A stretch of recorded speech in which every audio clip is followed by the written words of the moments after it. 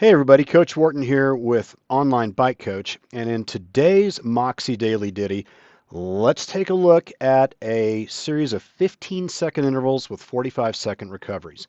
The first thing I'm going to look at is not necessarily the saturated muscle oxygen. We're going to take a look instead at the total hemoglobin. Now, when I zoom in on my warm-up, you can see that I didn't really get that good of a quality of the warm up at the beginning, but the next four intervals of pick me ups were pretty good, and it led to a nice, steady, predictable rise in the max hemoglobin saturation. And I'm a huge fan of hemoglobin. I think that it's a great way to look at the warm up protocol, and it also can be used to basically determine whether you're dealing with good workout or fatigued workout. So we're going to take a look next at the first interval set. And let's go ahead and we basically can set some floors right there at about 12.95 millimoles. There's a 12.9, there's 12.89.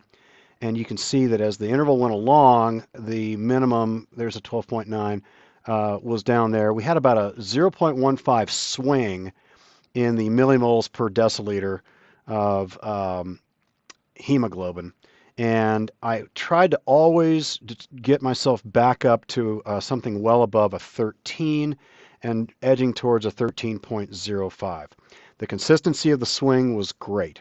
Now I'm going to remove hemoglobin and we're going to take a look at saturated muscle oxygen.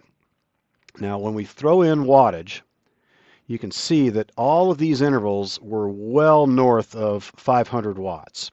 So they were about 50% of my max power. I think on a good day I can generate 1,000 to maybe 1,100 watts at this age, and I really haven't trained for any of that stuff. So we'll take the watts back off and let's look at the physiology. Here we are at resaturation in the 60s. We get a desaturation down into the 10%. There's 9%. There's 9%.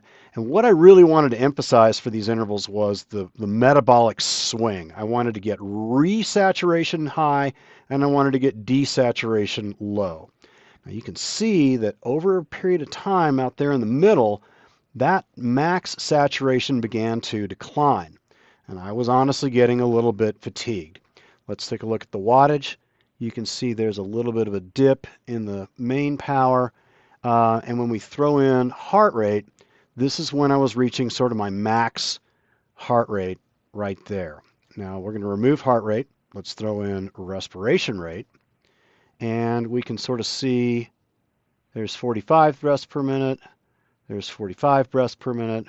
There's 45 breaths per minute. Anything above a 40 is usually where we're on borrowed time, is what I like to call it.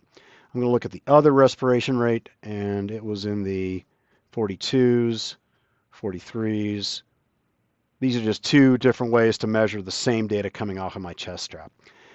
Finally, when we take a look at the max saturation after the interval is over, we came up at about a 74%.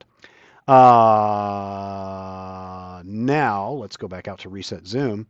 And let's take a look at this metric. This is stamina, and I like stamina. I was not necessarily trying to have a breakthrough. I really was just trying to get a good workout in. And we can see that the intensity of the intervals led to a nice steady decline in the stamina values. And then you can see where when my wattage began to decline, I kind of hit a 20, here it is a 37%, and it gets down to a 25%, and up to a 37%, and then down to a 25, 26%. So I hit a plateau.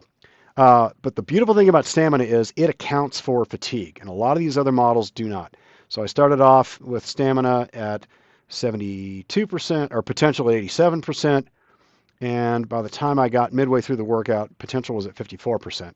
Now the second set of intervals, I didn't get started as hard, And it's honestly because I've been sick and I'm not as fit as I was. I've dropped about 4 points, 5 points on my VO2 max, and it took me a while to kind of get back into the rhythm of things.